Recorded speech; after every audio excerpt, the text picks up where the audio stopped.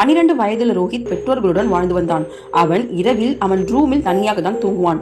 ஆனால் ஒவ்வொரு இரவும் சரியாக 2:17 மணிக்கு ரோஹித்தின் வீட்டு டோர்பெல் சத்தம் கேட்கும். முதல் நாள் இரவு ரோஹித் நினைத்தான் இது கனவா இருக்கும் என்று. இரண்டாவது இரவு அதே சத்தம் கேட்டது. அவன் வியர்வையோடு எழுந்தான். மூன்றாவது இரவு திரும்பவும் அதே சத்தம் கேட்டது. ரோஹித் மெதுவாக அம்மாவின் கைபேசியை எடுத்தான். அதில் இருந்த செக்யூரிட்டி கேமரா ஆப்பை திறந்தான். திரையில் வீட்டின் முன்கதவு தெரிந்தது. ஆனால் யாரும் இல்லை. முழுக்க அமைதியாக இருந்தது.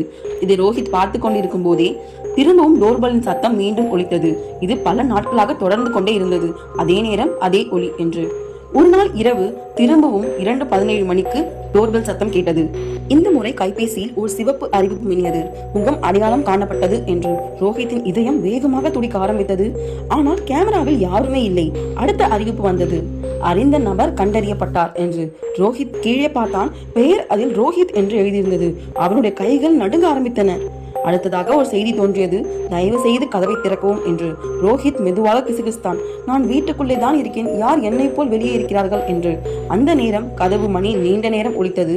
பயத்தில் உறைந்த ரோஹித் ஓடி சென்று பெற்றோர்களை எழுப்பினான்.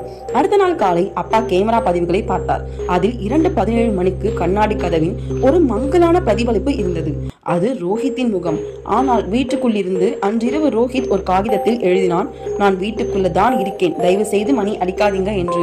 அதை கதவில் ஒட்டினான். அன்றிரவு 2:17க்கு டோர்பெல் ஒரே ஒரு முறை ஒலித்தது. பிறகு கைபேசியில் ஒரு கடைசி அறிவிப்பு வந்தது. வந்தவர் சென்று விட்டார் என்று. அதற்கு பிறகு அந்த கதவு மணி மீண்டும் மீண்டும் ஒரு நாளும் ஒலிக்கவே இல்லை. இதுவே ரோஹித்தின் டோர்பெல் ஸ்டோரி. இந்த வீடியோ பிடிச்சிருந்தா மறக்காம லைக் பண்ணுங்க, கமெண்ட் பண்ணுங்க, ஷேர் பண்ணுங்க. இது போன்ற மேலும் வீடியோக்கள் பார்க்கணும்னா சப்ஸ்கிரைப் பண்ணிக்கோங்க. இந்த வீடியோ பார்த்ததுக்கு நன்றி.